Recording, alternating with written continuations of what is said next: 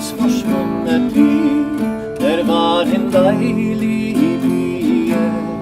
Hun var så god, hun var så blid, hun var så from til lie.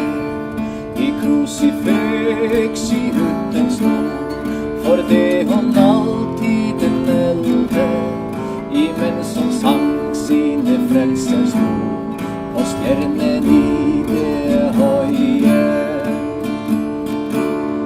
En gang hun gikk i tette skog, og festedes i det øye, imens hun sang sine frelsers ord, og stjernen i det høye.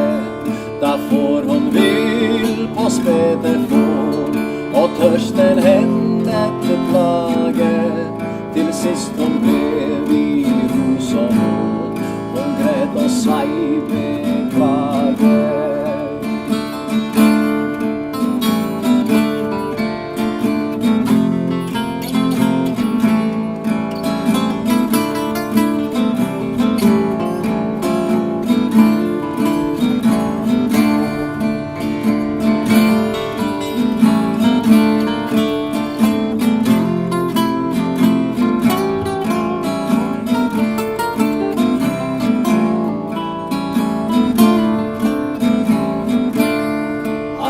Hvorledes kommer jeg i aften til min hytte?